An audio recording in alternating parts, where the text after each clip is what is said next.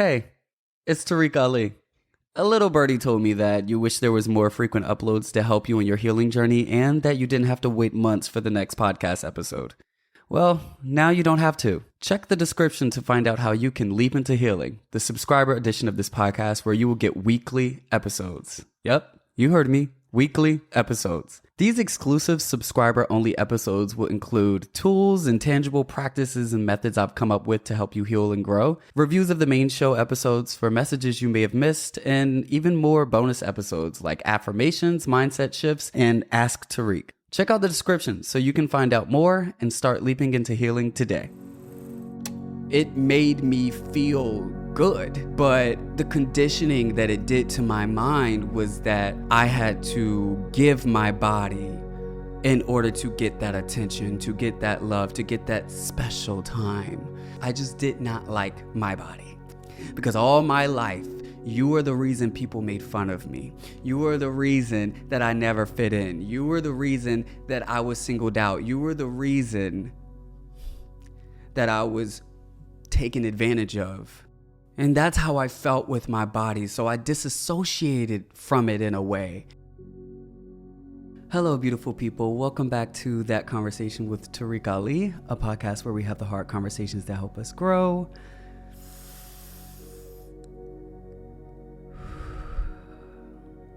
So if you're watching the visual, you see me smiling, but I'm actually really nervous. I'm usually always nervous when I come to do this. Before when I first started this podcast, that used to scare me. When I say scare, I mean in a way of like, I would want to stop. But now I know I sit in it.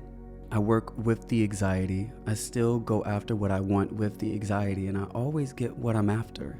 And the thing that I'm after is to just be myself and to just speak and just express myself. When I really care about something, I always feel like I have to show up to it. I have to rise to the occasion, and I have to become something. I have to, and we've talked about this, right? This is what I mean. It's a continuous journey. You are never really done healing, because this doesn't come up a lot. And actually, I don't really feel it in any other part of my career or life. There may be things that trigger it, but this is the only time, when I sit down to do this podcast, I do feel like I have to become something or be a little bit more perfect. And I just remind myself that you just gotta be you. You just gotta be you. Yeah. Today's episode is one I'm really nervous about, and because it's extremely transparent. So I do want to preface this episode by saying that this is not for kids. This is an episode where, this whole podcast is about me sharing my journey of healing, how I am continuously healing myself, learning how to heal, healing others, all of that, right? And the only way, just like the last episode in Bottled Up, I was like, the only way we can really get to the healing is if we're honest, right? And so this is something that has been a part of my journey. And it's a major part. It's not something I can just skip over, because then I feel like I would be cheating you all out of the truth of the messiness and dirtiness and the mud of healing. It's great, when it is filling you up, but it can be really heavy. It can be really hard. And you see that with the people I bring on this podcast. You see that with me. So I just want to continuously be honest. And so if you've been here before, we start with a story, and that story will lead into the purpose of the episode. And so that story today is going to be me catching you guys up on the holidays. So for the holidays, I went back home to Maryland, right? I used to not really enjoy going home. It used to be very uncomfortable for me. It was just a lot of trauma and pain and a lot of things I just went through growing up, like homelessness and juggled through homes and my mom and dad. And it just was a lot. And every time I went home, I was just ready to leave. Like in college, I had no choice. They would kick you out the dorms and stuff. So I would go home and just be waiting to go back to college. And, when I graduated, I went back out of routine. But as I started to heal, and it's not that I hated going, it's just, like I said, I just didn't heal a lot of things. And now going home is a recharge for me. You know, as I've moved a lot, I'm 26 now, and I've moved to different cities. I lived different places. I've been to college, and now, I'm in LA. I'm working in the entertainment business. And, in LA, everybody here, people come to LA to make things happen, right? You come here to make your dreams come true. People don't move from New York to LA all the way across the country and leave their friends and family just to, meet new people. Some people do, but you know what I mean? Like, most of the people here are trying to make something happen, right? And so everybody here is working and getting to the next thing, and the cost of living is high. So it's, you really got to be on your grind. And so I find that the intersocial, culture here, I don't really enjoy much. That stereotype you hear of like people saying, you meet people in LA and they're like, oh, how many followers you have? Or like, what do you do? It's kind of true. And even if it's not that directly, people are trying to gauge how much money you have, what you do, how they can network with you, what they can get out of you. You can be upset about that all you like, but at the end of the day, like I said, a lot of people come here to get to the next level, and that is how you get to the next level. It's networking. It's the politics of it all. I used to like complain about that, but that is also the same thing. And the reason I am where I am in my career today was because I did network, and certain people met me, they liked my work, and they were like, oh my gosh, I would love to work with you. Boom. And so I'm very grateful. That's me always finding the positive side. But because of that, and also being known, I don't know, I think people meet me and it's more of an image. And they go off of what they know already or what they have seen instead of getting to know me. And I do, a lot of it is self-imposed anxiety as well, of thinking I have to be a certain way. But long story short, when I'm in LA, I pretty much just work and rest and hang out with my little village. I don't really go out much. Like I said, I don't really enjoy the intersocial culture here as much. So that can be really draining because work becomes my life. You should have a work-life balance. And it's going home and, with people that have known me before I was a social media phenomenon, when I started 10 years ago, like they've known me through each season. Like, that's the great thing about family is like, no matter who you change into, what you grow into, like whatever you become, they know every version of you before, and there's an essence, right? That is the same, and that is what they know and they attach to. You can present how you like, you can put on whatever clothes you want, but we know what's under that, and we know what has stayed here through all of your changes, through the different jobs, through the different schools, through the different cities. It's this thing about you that has never changed, and that is your core, that is your essence, that is your being. And it's something so refreshing about going home to be around people that no matter how successful or how much I'm doing or how much I'm not doing, they love Tariq. They love me. And even outside of family, just the culture of like Maryland and Virginia, like, I'm from Maryland, but also Southern Virginia. So like Portsmouth, Virginia Beach, Chesapeake. And so, going there, people live very ordinary, everyday, normal lives, like they have a job, they have a family, and they have friends. I mean, that sounds like everyone, but what I mean is like they go to their job and they go to their job to pay their bills, but like the things that they go to for happiness, the things that they talk about in conversation is about things that like matter in terms of like politics. How are you actually doing in your life? How is your cousin, your mom, like getting to know one another? And I feel like here a lot of the talk in LA is about work and business. So even when I'm not working, I am still working because work is just becoming my life. So going home is so refreshing. I don't have to think about what I'm wearing. I don't have to think about wearing makeup, a haircut. Like I literally am just living my life, and I'll be treated the same as if I was the most polished, most paid, most whatever. Like, and that kind of freedom is one, it grounds me and brings me back to earth, because living in LA, especially with like the distribution of wealth here and how there's like so much homelessness and poverty, yet you'll look across the street and see Lamborghini trucks and Bentleys, and and, you know, the poshness and the luxury, but then there's so many people struggling, and it's just not a real place. Like this, it's just like I call it like a different world. But so going back, you know, home just reminds me of where I come from, what truly matters to me, and who I am. And so with that comfort, you know, I hung out, of course, with like my best friends that have been my best friends since like high school and college. And I was hanging out with them, and we're like all catching up because, like, you know, some of us are coming home and then some of them still live there, but like we're catching up. And so like I said, I'm with my best friends. We're really comfortable. I'm happy. And you know how it goes when you're catching up with your best friends. You know, you're asking about work, how's work going? And it's more about like, how do you like your job? Or I'm thinking about getting a new job, you know, just catching up with your friends. And so eventually we get to the topic of like dating, you know, love life. And one of my friends is like, I haven't had sex in a year. And the other one's talking about when they had sex. And me, I was like, girl, I've been having a whole lot of sex. Girl, I said, I've been having a whole lot of sex. I have just been hoeing, you know, just joking, like, but serious. I was like, yeah, I just been having a lot of sex. And they said, Tarek. And I said, what? I said, but no, it's been, it's funny because before we even got on the topic of sex, I was saying how, you know, with my work, I don't do anything that God doesn't tell me to do. And you guys have heard me say that. And so my friend made a joke and was like, after I said I was having a lot of sex, my friend made a joke and said, did God tell you to do that? And I was like, well, actually, he did. And it was like, Tarek. I said, you know what? This is going to be my next podcast episode.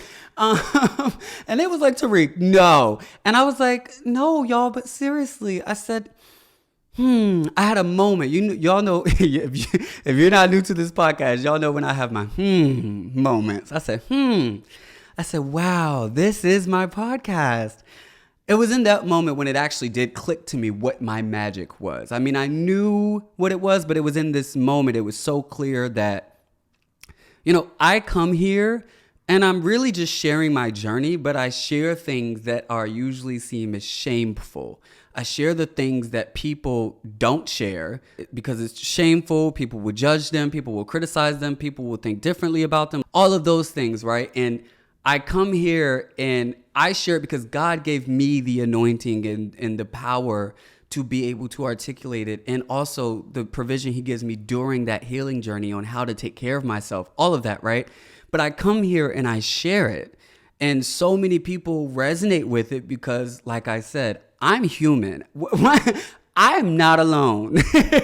And right, this GLAAD nomination and you guys tuning in lets me and you know you are not alone. I'm not alone. And, you know, so I come here to share because this is my anointing. This is what I was put on this earth to do.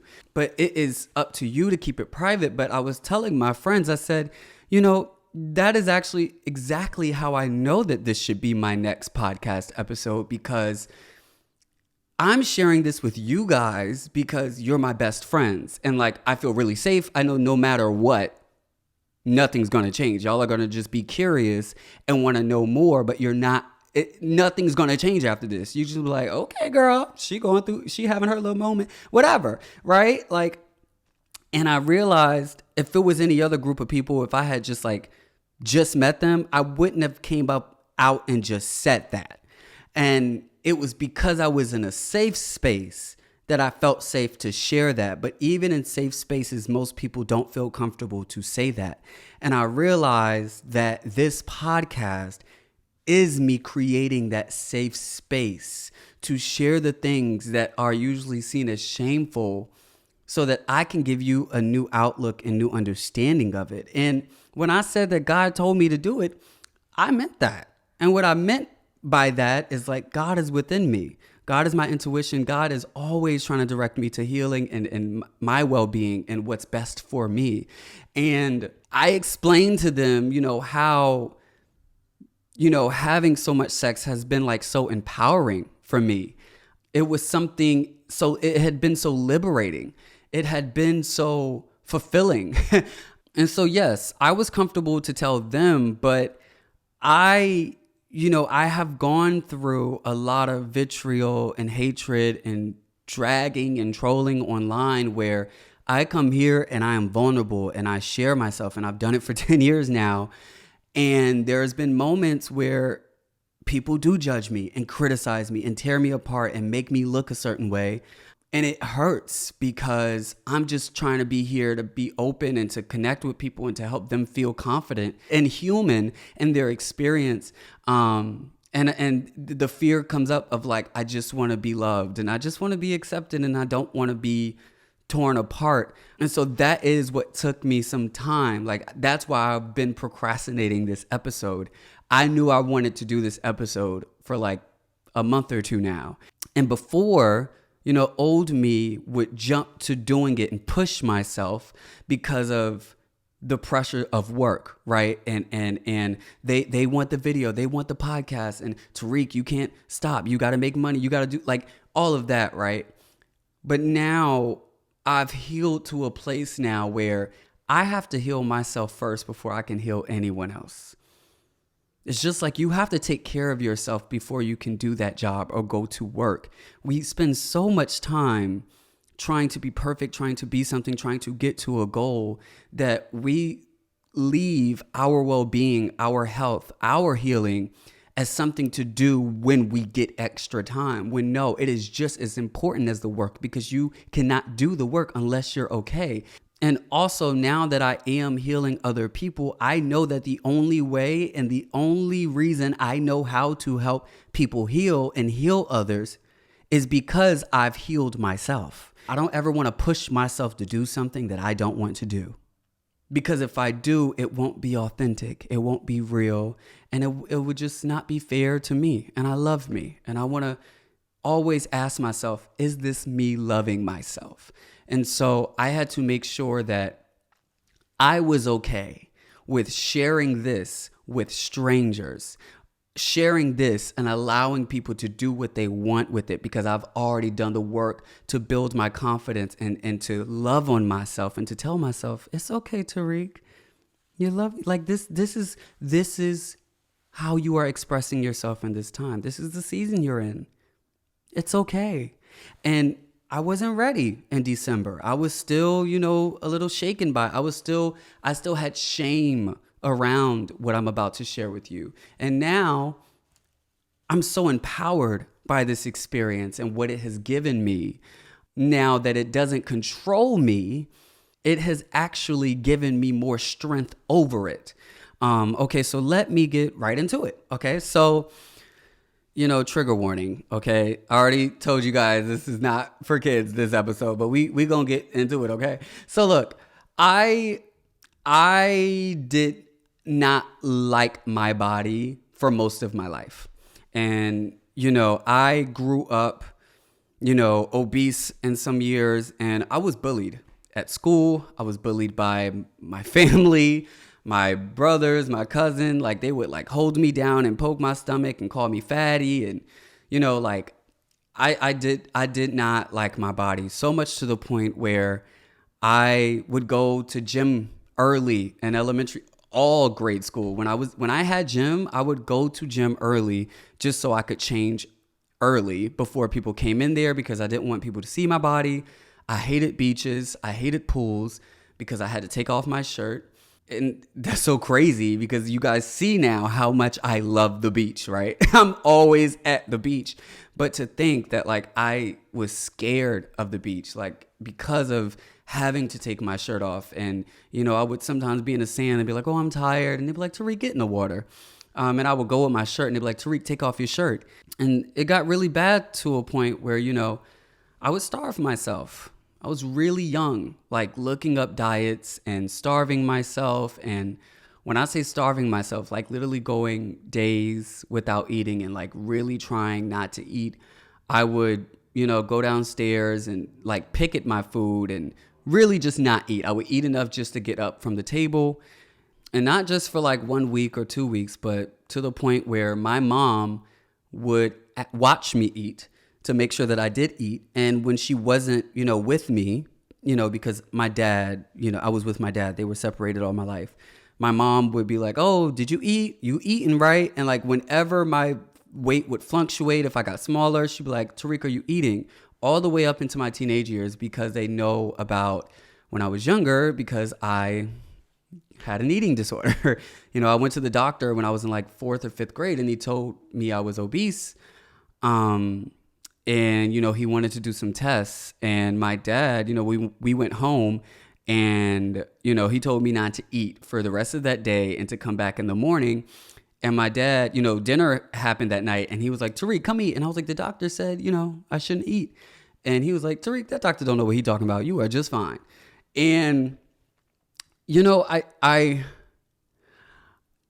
I would have loved to believe him, but to also have every single person around me making fun of my body and to not be the size of the people around me, I thought the doctor was right. And so when my dad didn't take me to the hospital, I kind of took it upon myself to take care of my body image and my health. And so as a child, the answer to that was starving myself. And that was one part of, the relationship I had with my body. But I was also, when I was younger, I was sexually assaulted, continuously for years by my older stepbrother. And, where do I want to go with that? What are you comfortable with, Tariq?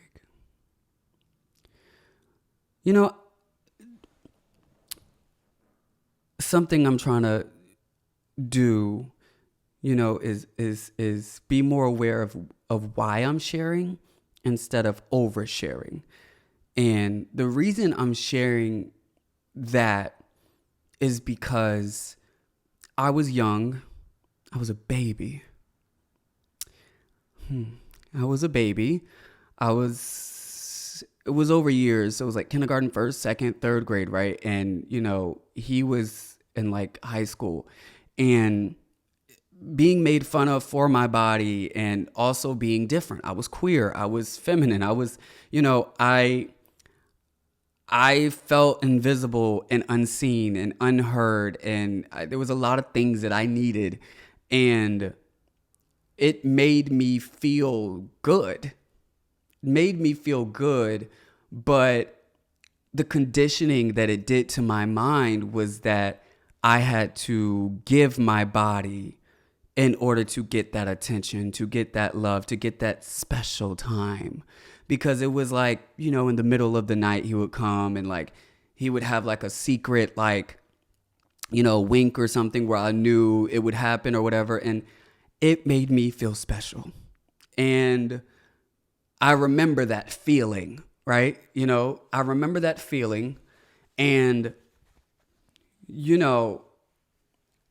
the reason I'm sharing that is because it mentally conditioned me to commodify, I would say, my body. In a way of, I had to give my body to get the things that I needed. And then when my family did find out, and it stopped, and I was still getting made fun of for my body. And as I'm going into middle school, I'm like struggling with my weight. And I'm not struggling. You hear that messaging, right? That language, struggling with my body. I'm a child. I was not struggling with my body, but I was struggling with loving and accepting my body. Right? And what happened in those middle school years, especially going through puberty and learning that I was queer and learning, and I mean in a way of like, I'm starting to get hormones and I'm starting to see what gets me, a little more firm. Leave it to me to have some comic relief in this moment. But yes, in my middle school years, something happened where I kind of disassociated from my body. My body became something I had to give. It was, like I said, it was a commodity. I also had to change it. I had to fix it. I was always in a battle with my body. I tried continuously to get consistent in the gym, and I would like tell myself, Tariq, do you want to lose weight? Then you need to get in the gym. And then if I didn't lose the weight that I wanted, I would be mad at my body. And then also because of my eating disorder and the starving, I actually really love food. And so I also, another side of my eating disorder was binge eating because I love eating. I love eating. And, I come from Southern Virginia. That's why I was like born and raised in my younger years before my aunt and uncle took me in. And my family's Southern. Like soul food is not like soul food Saturdays. Like, no, you can go to my grandma's house right now and there will be some smothered pork chops and some collard greens, macaroni and cheese. You know what I mean? Like it's regular food. So, and we are cooks. We all cook really well. So I love eating, and eating makes me feel good. And so when I was working out and I wasn't losing the weight that I wanted to lose, I would tear myself apart. I would tear my body apart. And then that would lead me into a depression. And then to feel better, I would just eat a lot. Like it was just a really bad cycle. And when you pull back and just become aware of that experience, right? Instead of being judgmental of like, oh, that's sad, that's this, that's right, that's wrong, just become aware. I saw the type of relationship I had with my body. I was telling it what to do, what I wanted from it. And when it didn't give me what I wanted, I hated it more. I would like see myself in the mirror and be like, ugh, you don't look good in this. Like, I don't like how I look in this. Like, I did not like taking pictures. You really won't even find more than 5 or 6. You see the same pictures of me when I show my body when I was younger, because I would avoid full body pictures. And the ones that I did find, I would delete, I would throw away, I would burn. And so now in my adulthood, I don't have as many pictures of when I was younger because of how much I hated my body. And this didn't change. This was, I went into high school and college with that kind of relationship with my body, because all my life, you were the reason people made fun of me. You were the reason that I never fit in. You were the reason that I was singled out. You were the reason that I was taken advantage of.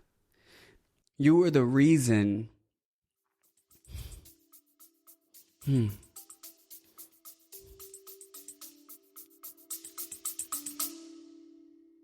Hey, it's me again. I know you're enjoying the show, but I want to keep it ad-free the way it's been. That's the way it should be. And when you subscribe to this show, you're not only supporting your own healing journey, but you're helping us produce this show so that we can continue healing millions. Check out the description so you can find out how you can leap into healing and subscribe to the show today. You were the reason I didn't love myself. You were the reason I was depressed a lot of times. Why I hid myself in my bedroom. You were the reason. And that's how I felt with my body. So I disassociated from it in a way where there's me and then there's my body. And that kind of sounds crazy, but that was just one part of it. It was this next part that really helped me understand it in a different way. I learned that I was queer in a way of like knowing for sure that I was attracted to boys in middle school. I had always been attracted to boys. Like before middle school, I realized how like, oh, that's why I really cared about that friend. And I knew that they were cute. I liked them. I knew like I was it, but I didn't know it. It wasn't conscious, right? And it wasn't until like high school, where I'm from, in middle school, I was in Portsmouth, Virginia, Chesapeake, all of that, right? And it was a hood, okay? And so a lot of the people were having sex. In the hood, I'm just being honest, right? Okay, like early. It's not the best environment with the best, examples, right? So people were having sex around me, and, I wasn't really having sex, one, because I was queer in Virginia. There wasn't really many options. But when I did start learning more about my queerness and what that really meant in that sexual world, I'm a baby gay at this point. So people are telling me, because I was a little bit more feminine, that I was like a bottom. Now for my girls, if you don't know what a bottom is, okay, Google it. I'm not about to give Google it, girl. Top, bottom, inverse, all that. Yeah. Okay. I just assumed that I was a bottom. Okay. I'll explain a little bit. Okay. A bottom is the one who is doing the bending. So pretty much a bottom is the one who is like, bending over and giving, the back door. Boom. I think I've made that very clear. And because like most queer people, we came from a heterosexual, well, no, it's not most, but we live in a heteronormative society and world, which means that the norm is to be straight. And so when we do, go into living into our truth and being queer and being gay or whatever you are, a lot of people transfer all of what we have already learned into that new life, but it's completely different. It's not a man and a woman, it's a man and a man, but all we know is what we've been given. So we see feminine and we think bottom, and so people told me and just assumed that I was bottom. And with that conditioning that I had from my childhood, my body was something that I would give so that I could get that love and attention and care and, all of that. And so if guys came to me and assumed I was a bottom and that's what they wanted from me, and they want, if we're dating and sex is a part of that, I just figured that that's what I had to give in order to, have love. And I'm not saying this to say that it was like a horrible experience every time, but with that conditioning, I never really went into sex, or I never really had the approach or feeling going into sex or having sex that this is for me. I was always thinking about how I was performing. Was I bending right? Am I arching my back? Am I do I look good? Does he think I'm fat? It was all that anxiety. It was so much anxiety of just making sure that I'm doing what he needs so that he doesn't leave, right? And so sex, it became run of the mill at some point. My first boyfriend I had when I was in college, and, I enjoyed it for what it was, but I was never pressed to have sex. And if you watch videos of me on YouTube, you'll hear me say it all the time. I'm not really that sexual. I'm not really into sex like that. And I really, I could be in a relationship and go without having sex. Literally, we could just do foreplay, and I could probably just watch porn and do it on my own. I would be fine. And that's because sex really, I had never really enjoyed it for myself. And believe it or not, it wasn't until my last relationship, that the one I always tell you guys about, that was, abusive emotionally and mentally, that I actually started working on my relationship with my body. Because we met at the beginning of the pandemic. I had just moved to LA. I had just graduated college. It was May 2020. I met him on Tinder. We were on lockdown and he was consistent, and yeah. But we actually did have good love in the beginning, right? It was fulfilling. It was great. And in our relationship, he really loved my body. I didn't like my body. And like I said, this was the pandemic. So we're eating Uber Eats every single day. And I'm a foodie, he's a foodie. We love to eat. So I gained 30 pounds. I was over 200 pounds. And even through that, it ruined my confidence, because I felt less of value because of what I had been, the relationship I already had with my body, right? But through all of my sizes, he was still attracted to me. And I would be in the mirror, say we're in the bathroom and we just woke up and I'm brushing my teeth, he's brushing his teeth, and I would be like, ugh, I look so fat. He'd be like, hey, he would defend my body. He'd be like, stop talking about yourself like that. And I did it a lot, and I didn't even realize it until how many times he had to stop me. And, he would say your body is beautiful.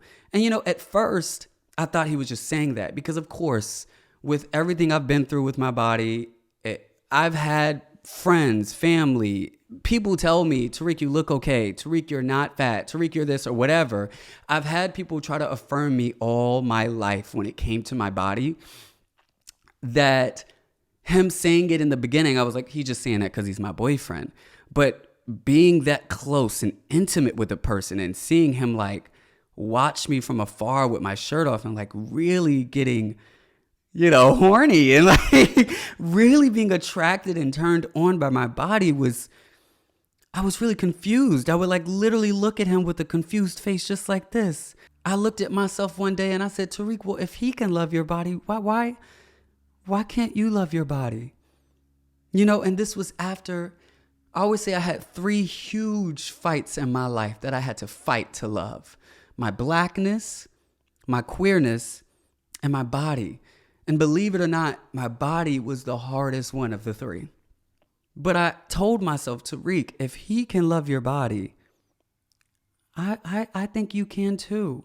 You did it with your blackness. You did it with your queerness. You can do it with your body. You can. And this is also why I say, everybody is not in a good position or in the good environment to heal, because going on that healing journey, opening up that Pandora box is heavy. It was heavy. I had to deal with my assault from being a child, talking about it in ways and going, my methods of healing are going back to an old part of myself, an inner child, visualizing, going to them, giving them the words that they deserve, giving them the love that they wish they would have had in that moment, bringing them to the present back with me and leaving the trauma there. But going back there, it was so dark and it was so heavy. And I remember traveling back to that time, and the first time I had sex after that, like when my healing journey of my body started, my first time having sex with my boyfriend, I felt like I was being raped. And I just started crying. He was like, "Are you okay? Are you okay?" So it's heavy. And when you first start, it is going to feel like, why am I doing this? This feels counterproductive. But through that anxiety, through the trembling and through the shaking, I hugged and loved myself and told myself I was safe. In that healing, there were a plethora of things that I did to help heal my relationship with my body. And I'm actually going to add, exactly what I did to heal that relationship on the subscriber version of this podcast so that you can go get those extra clips. But for the sake of this episode and a whole lot of sex, I'm sharing that to let you know of how much work it took. And one of the things that I did do, I had to change my mindset. I am not here for a service. Okay. This should be pleasurable for me. Sex should be pleasurable. Can we remember that? Sometimes we forget that. We get so much into performance and, what this person thinks and do I look. Sex should be pleasurable. And let me use a different word, because pleasurable is always used with sex. It should be enjoyable. It should be fun. It should be something that you enjoy. It should not be torture. I realized that I was just feeding that trauma of the assault that I went through by continuously putting myself and my body through unenjoyable, anxiety-inducing intercourses where I am just not comfortable. And my body was hurting, but like I said, I disassociated myself from my body. So if it was hurting, I was like, well, girl, this is the cost, but I'm okay. Right? Like my body, whatever, but like I'll be okay. I'll get what I need after this, right? Like I got what I needed after the love, the whatever, the boyfriend sting or whatever it was I was after, but I just had to give my body. So in this process of building a relationship with my body that was healthy, that we love each other, that we work together, that we are one, I had to start asking myself, are you comfortable? Do you want to do this? Not just having sex because we went on a couple dates and like now we're here and I did entertain it a bit. And if I pull out now, who cares? You can change your mind whenever you want. Before, during, you can stop when you want. And I never gave myself that agency before. And so in the relationship, I made it a goal to have fun during sex. Like, instead of like trying to perform and do like the pornos, I was giggling. I'm a goofy person. So, making little jokes here and there, making them laugh, and like, it's fun so that we want to have sex. It's not like can we do it tomorrow? For me and everything I've been through, I don't want to be in any situation where my body is uncomfortable and I'm doing something that my body is not saying yes to. It has been through enough trauma. And at any moment, if it's not, then I am going to protect my body just like an inner child. Oh, no, actually, thank you. I'm not feeling it no more. Oh, yes. And my friends laugh at me because I have several times in the middle of sex, I'm not feeling it no more. I'm sorry. You know, you have the agency and the right to change your mind. It is your body. You don't owe anyone your body. It's your body. And after a lifetime of people having opinions, scrutiny, and making me hate myself because of their thoughts on my body, I started living myself to a point where I wanted to protect my body in a way where, baby, I get to decide what happens with this. This is mine. And so, you know, though there was a lot of pain in that last relationship, I will always give it its flowers for what it did for my relationship with my body, because I don't know if that would have been possible in any other realm. Like, I think it had to be with an intimate partner that loved me through the different shapes and showed me that my body was deserving of love. And when I learned that it was deserving of love, I wanted to be the main person to give it to. And so when we broke up, when sex did become comfortable for me, I started to allow myself to just explore my sexuality. Also, just considering that, like, being a queer person in high school and in middle school and college, like, I was always, you know, and a lot of queer people will identify with this, I was always the gay best friend. Like, my girlfriends had boyfriends. My girlfriends were getting pregnant in high school. Like, they were having regular sex. It was me and a couple other gay people in the school that we were not attracted to each other, okay? So we had to live vicariously through our girlfriends, our guy friends, like seeing you guys have relationships and boyfriends and Valentines and the quarterback and the cheerleader dating. We didn't have that. And then when I went to college, I was really just in the library all day and night because I was a bio major in pre-med. And then on the weekends, I was doing YouTube. So I really never really had space to explore my sexuality. So when sex did become fun and comfortable for me, I wanted to allow myself the space to explore my sexuality because I didn't know it. I didn't know what I liked. I didn't know what I liked in sex. I didn't know what my identity was in sex. Like, you know, I just, like I said, I assumed I was a bottom because what a feminine aspects and what people told me. Like, I didn't know a large part of myself. And especially if I'm going to be giving my body and experiencing my body with other people sexually, I want to know what my identity is. I want to know what I like. If I'm to be pleasured and if this is supposed to be a good experience, I need to know what I do and don't like, what I am and am not comfortable with. I want to know what's out there. You know, like, I have lived in a heterosexual scope all my life and continuously because it's a heteronormative world. And so we didn't learn gay sex in 6th grade when we were watching those movies in gym and health class. I didn't see movies with gay sex growing up. Like, we don't know anything.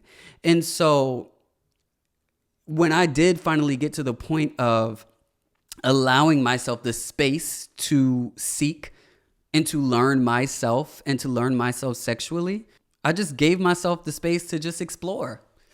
And so, you know, I did a lot of different things. And, you know, it was one thing I'm going to share that I was like, not sure if I was going to share, but there's a reason I want to share. You know, I didn't even know what a bathhouse was. Okay. Wow. I'm going to share this. Okay. I didn't even know what a bathhouse was. Okay. Another thing that you can Google, but I went to a bathhouse just for the shits and giggles of it. Right. And, you know, not even going there to have sex, just the idea of this is sexual. This is something I've never experienced. Apparently, you know, this is something that is popular in the gay community, whatever. Just removing the judgment. Because, like, when you first hear that, the first thing that comes up is judgment. Like, especially with sex, right? It's like, ooh, who going there? Why I'm going there? What you? And I said, in this healing journey, and especially in this journey of seeking myself, the only way that I can learn myself is if I don't judge myself. I have to let myself show me who I am, and then I have to accept that. I will never learn who I am if I have these barricades up of judgment and shame of saying, don't do that though, don't do that. It's like a food that you never tasted, but you saying you don't like it. You never tried it, darling. You know? And so I went into it with no judgment. I was just like, oh, okay, a bathhouse. And wow, it was actually a huge turning point in my journey because it was so empowering. Like I just told you, I grew up going to gym early just so I could change before people came, and to be, you know, in the bathhouse, you just have like a towel on, but to just be walking around and people are naked, different body sizes, shapes and colors. And I mean, just all of that. And at first I felt extremely uncomfortable because of my body, but then I realized didn't nobody care. And there was so many different body types that I was just like, oh, okay.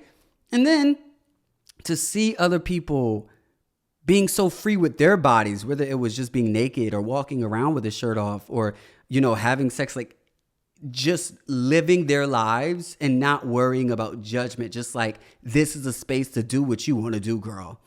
And, you know, they got a pool and jacuzzi. So, you know, I love it. I'm a water sign girl. So I definitely, you know, did a little splash in jacuzzi. I was scared though, you know, because, you know, it's a bathhouse. But anyways, also it was so empowering because, you know, like people go there to have sex. And like I said, though I wasn't there for sex, I'm attractive. Okay, I'm a catch. I will reach out for me too. But, you know, I was just being curious. So, but, you know, people would like reach out and like they do this thing where like they just like grab your wrists or like your back or like try to pull you so that like you can have sex. And I was just there just looking, you know, I'm just looking. I'll let you know if I need some help. And they would move on. They would let go of me. And I could just go back to just being free. And as a person who had experienced continuous sexual assault growing up from someone who was my family member, it was so empowering to have the agency to say no and to have them respected, to actually have dominion over my body. It became literally just became a practice of building my confidence and comfort in my body and in my sexuality. And it's because of my story and everything I've shared with you today, you see how that could be empowering for me, right? And it's because you were open and curious and aware instead of just stopping at judgment and saying, well, this and that in the bathhouse. Because you were open and curious. This is why I say curiosity is how we build connection. Because when you just sit here and you are aware and curious, and every time you want to judge, you be like, nope, that's being judgmental. You're able to resonate. Because this is my story, right?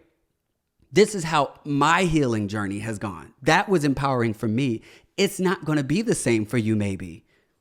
There may be some things in your journey, in your healing journey, that most people will see as shameful. Most people would judge you, criticize you, think of you differently, stop being friends with you. I lost friends. I lost a best friend in this journey because they started judging me and treating me different and seeing me different because of how more open I was to the idea of sexuality. And sometimes we say we're open to things and we accept things until it's like actually in our face and close to home, and you don't even realize that you're slut shaming. And so I'm saying this to say that the healing journey, the reason I'm sharing, it gets dirty and it gets radical. I'm a really radical, open type of person. So my healing methods, like I think God puts me through all of this. And because it is so radical, you're able to pick out the true themes. You're able to really see it. It's like a really good TV show. Like it's a, when you watch a movie and it's like, wow, okay, so the door was just open. It's a movie, right? It's for the story. So I think God puts me through extreme examples, and I call myself an extremophile because I'm willing to go to the radical lengths to love myself and to accept myself and to heal and to learn, just experience something and just see what it taught me and what it did for me. And if it didn't, just don't do it again. And it's not saying yes to every single thing. There's no right or wrong. I think I'm really just trying to drill that there is no right or wrong. You get to decide how your healing journey looks for you.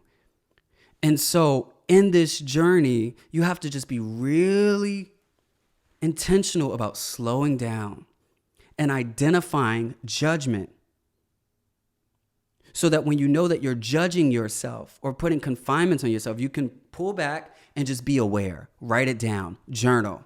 I've been having a lot of sex. What does the sex do for me? Well, I do enjoy like the touching, and I do be lonely when I'm not having sex. Am I going to the sex because it's making me feel connected and not alone? Ask yourself. That feeling will come up.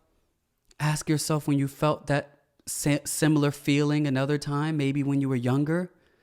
When's other times that you feel alone? Was it when daddy wasn't there when you were younger? Was it, your friends who haven't reached out? Like, become aware of your experience instead of you having too much sex, you doing that to cope. Like, when you just stop at judgment, you leave out so many opportunities to learn about yourself. And the more you learn about yourself, the better you understand how to heal yourself. And so, the bathhouse really just helped me really remove a lot of the shame and a lot of the judgment around sex and myself and my body and allowing myself to have sex and to talk about sex. That shame and that judgment of not talking about it is why STDs and STIs run rampant. Is because when we don't talk about it, it becomes something hidden. And when it becomes something hidden, we can't talk about how to do it safe, how to do it healthy, how to recognize when it is unhealthy for you, when it's toxic. Like, when we talk about it, when we're open and when we're curious and aware, we can learn more about it so that we can help each other and be there for each other. And this is why I think therapy is important for everyone, because therapy taught me so much about what is judgment and what is curiosities and awareness, right? And so when I would talk to my therapist and talk about, like maybe me being on jacked or me having sex, I would say it in a way of I would like kind of be afraid to tell her. One, because she's not queer and I am. And also like that shame that I have, as a queer person, and, they think, the world calls us sexual beings and just all of that, right? And so I already had shame. And so I would hold a lot of it back, and she would just be curious, like asking questions. And with every answer, the more I told her about some of the sex I was having, there was no judgment.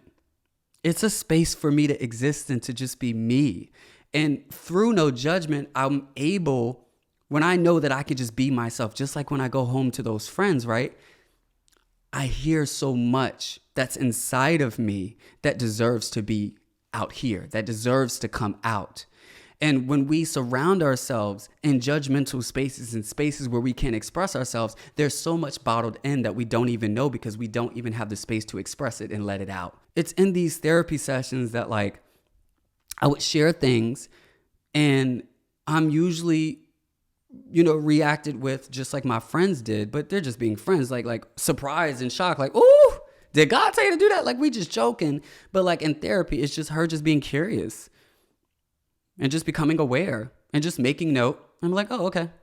What do you like about the sex? And, with no judgment, I'm able to like really think about it.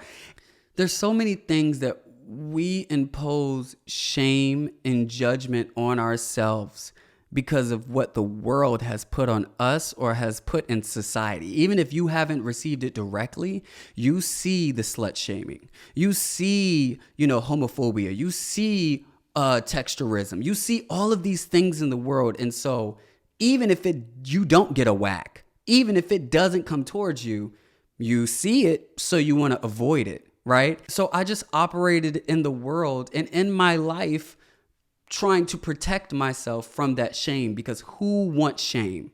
Because I have become more aware of what curiosity, awareness, judgment, and shame looks like when I do it to myself. And in therapy, I'm able to identify it in the world.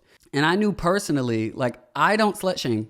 And in a way of like, I really believe like, girl, if you want to do it, do it. Like, girl, if that's your life, get your life, girl. Like, I've never really been the person to like shame you for something that you are. Because girl, I am so, look at me. My eyebrows, like everything about me, girl. I'm just going to be me. I'm going to be just me. And I say I'm going to be different, but it's because I'm just being me. I'm not living in the confinements that society makes and says is right and wrong. So wrong is having a whole lot of sex and not valuing your body. And then right is don't have a lot of sex and, whatever. And so I knew that I didn't impose that on other people. But during this time, I was also battling and struggling with the judgment that, and the shame that was larger than me. I can't like pick myself up by the bootstraps and take myself out of society. I have been living in a conditioning for 26 years that tells me that this is wrong and that this is shameful. And so every time I wanted to beat myself up, I had to stop and be like, well, Tariq, you're not hurting anyone and you want this and this is healthy. You're fine. You're just having sex. The only thing that says that this is wrong is slut shaming. Give me one other reason why. Because you're not valuing your body. But actually, this is me valuing my body because my body is telling me that it feels comfortable and that it wants to do this and that it's pleasurable and it's enjoying it, right?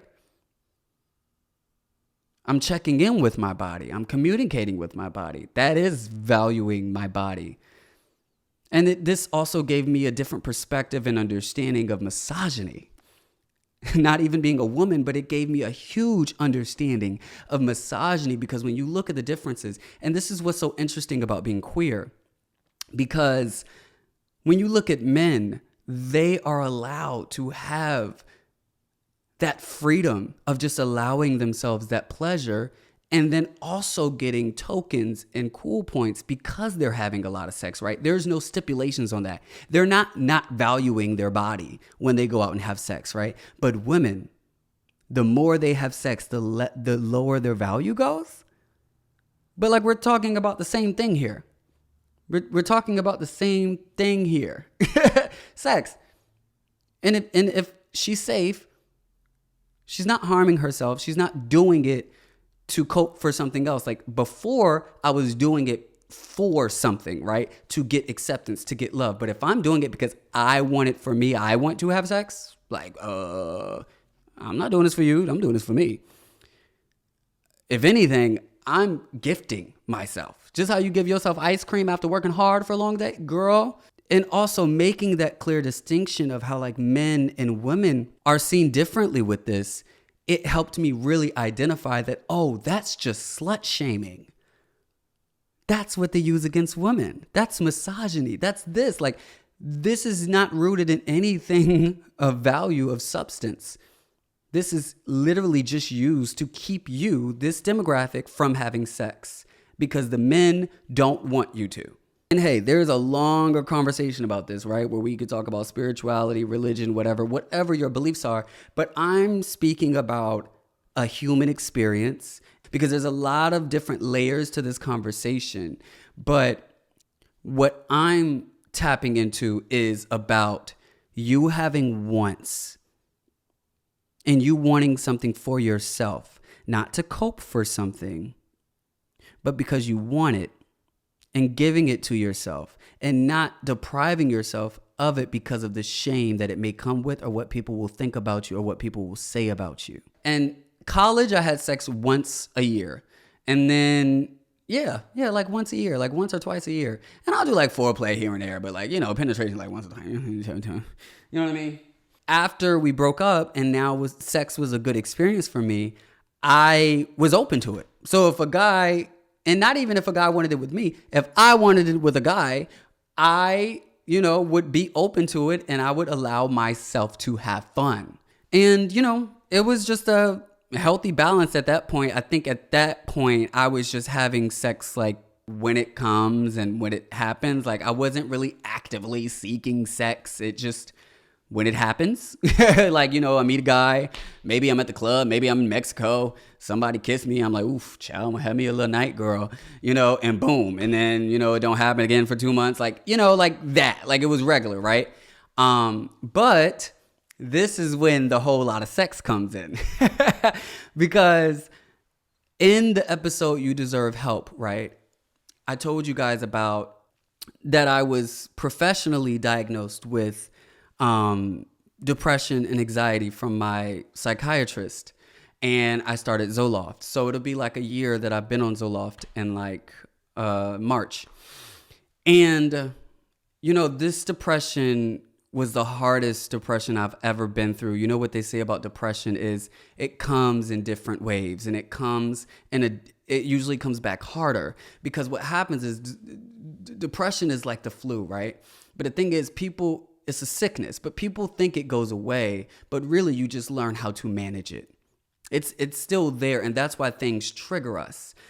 Depression is from fear and emotions from the past. Anxiety is from the future, the worrying of what will happen. Depression is from the past. So those triggers and those heavy and sad emotions that you get from the past, the depression is still there.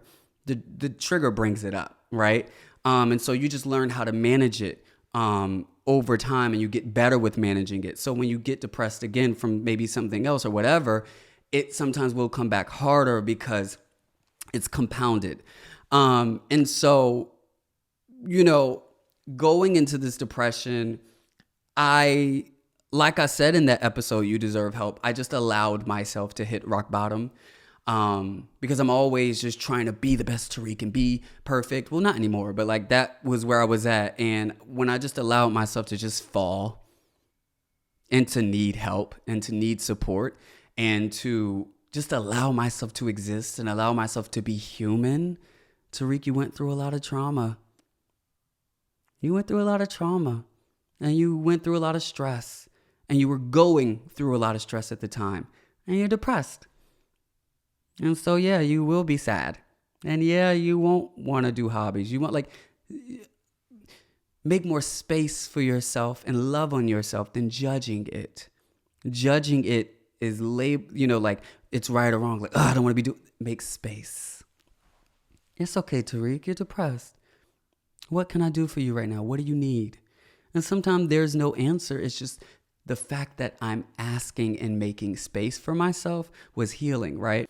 And so going into this depression, I did already, however, know my coping mechanisms. Binge eating, I eat for comfort. That's one. Ever since moving to LA, smoking. Smoking is something that I would do when I'm depressed or anxious. It just puts me in a different state, and it was something that I would do to cope. Also working a lot. Just keeping myself constantly working, and the return that it gave me, whether it's likes, money, success, that always gave me like a small dose of happiness, and I would just keep chasing it. And so I would just work a lot. And also attention from like guys. And so in my past episode, Hidden Depression, I was talking about how I was like on Jacked, and I was like on the dating apps and just like messaging people and just seeing who wanted me, but like not actually meeting up with people. The difference now was that sex had became a pleasurable thing for me. And after leaving therapy and being able to see me being a sexual being and that not being shameful, and coming back into earth, coming back into my life, and I'm like, wait, I don't find it shameful. I don't declare having a lot of sex shameful. I'm not hurting anyone. It's safe.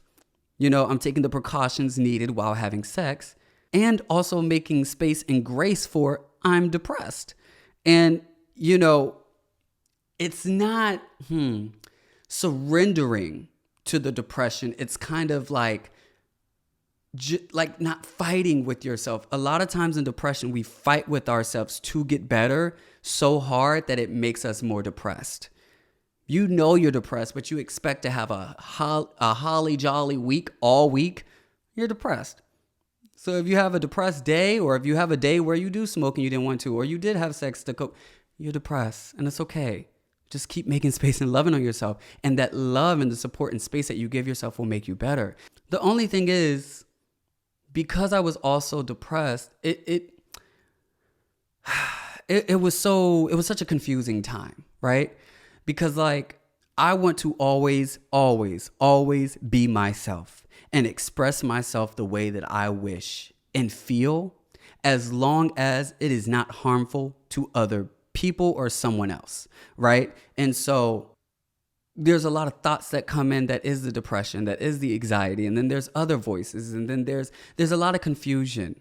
There's a lot of trying to figure out, and so I always just try to slow down and meditate and remember to make space for myself and make sure that I'm taking care of myself. So this is that yin and yang, right? Because while a whole lot of sex and allowing myself to explore my sexuality was very healing and empowering for me, in a different season, when I was depressed, it was also very toxic for me because I was just doing it to cope. I was doing it to feel that pleasure, just the feeling, like, because now I actually enjoy the feeling of sex. I would go to it when I didn't feel good because I wanted to feel pleasure. I wanted to feel good. And in addition to that, because I had not had a lot of sex growing up or in my life in general, I felt new. And I also was like, well, I'm new here. It's like my first year on the block and I'm just having fun. It's like a 16-year-old that just started having sex, right? So it became difficult for me. And I'm sharing this because I wanted to show how something can be healing in one season of your life and toxic in another. Just how my ex was healing in one season of our relationship, but it was abusive and toxic in another. And also what heals me may not heal you. It's very, very personal to who you are, your experience, and your DNA. And that's why when I do bring people on this podcast, I have to get to know them. I have to let them talk a lot. I have to become curious and aware of who they are, because what I tell one person is the practices are the same, but how you practice it is different for everyone. And so for me, in the different pool of like, I'm enjoying this, I'm having fun, it's just pleasurable, and then I'm also using this to cope, it required so much intention and awareness from me and grace, because there's going to be times where you're just doing it, and then there's going to be times that you're trying to cope.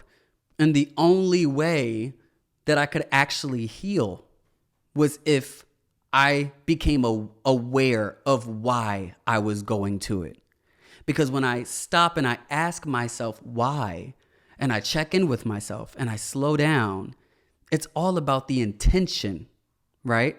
Because if I'm going to it intentionally, not to cope with something, that's not pouring and feeding into my depression. But if it is going into coping and there's something hidden under here, and you got to just be honest with yourself. And the way that you can encourage more honesty from yourself is by not judging yourself. You will be more honest if you know that you can be honest. And like, I would be honest with myself and be like, I am going to this to cope. And I'd be like, okay, this is not the direction we were going in, but go ahead, girl. You're not going to die from one night. And I'd be like, yes, thanks. Okay, we're going to do better after this. A friendship, a good relationship with myself. The more space you give yourself, the less you will take up. And I promise you, just try it. It sounds insane, but I promise you, it's the loving and accepting relationship that we have with ourselves that heals us. That's what fills you up. That's what fills you up. It's the fulfillment that you get from it. And it was that kind of radical love and radical acceptance that I had for myself that slowed down the sex, that slowed down the binge eating, that slowed down the smoking, because I didn't need to cope as much. The only thing I needed was just love. I was also able to see the people who loved me in every season, in different versions. And how I was expressing myself and what I was going through did not define who I was. I allowed myself to open up and to be something that I had never saw of myself before. I received so much rejection, but through that, I received even greater acceptance from people I didn't even know could love me that much. So I really made this episode to encourage you to not be so hard on yourself, on this journey, to allow yourself to show you who you are and how you are expressing yourself in this moment, and become aware of it and accept it and make space for it. And when I say remove the judgment, that doesn't mean that you can't have wants. Wanting to not have as much sex is not judging. Judging is you shouldn't be having that much sex. Having that much sex isn't right. I was having that much sex and telling myself, now Tariq, we having fun right now, but we do want to get, we want to, not go to this as coping. And I'm like, I know. That's the relationship. So giving them space, but there doesn't need to be judgment. And so, yes, that is, a whole lot of sex. I'm really happy because, now, the sex has like really been slowing down for me. I was having a lot of sex and a lot of it was coping. And then, as I healed and I allowed myself that space and like being aware with myself, giving myself the space to not be perfect. And after a while, I just started, that space I was giving myself, it was so much love.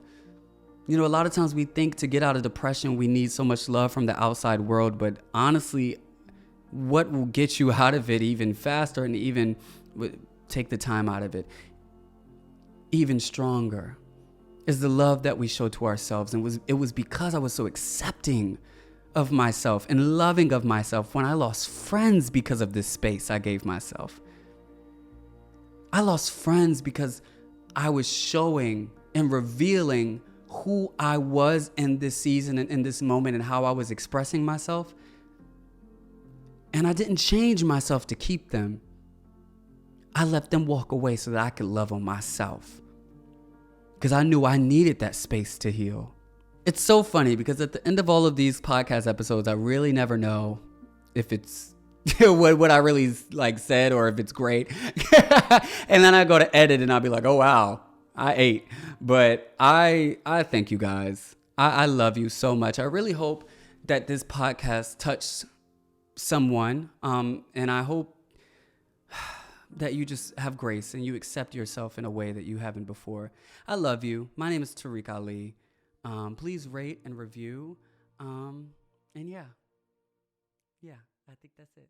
I think I'm done.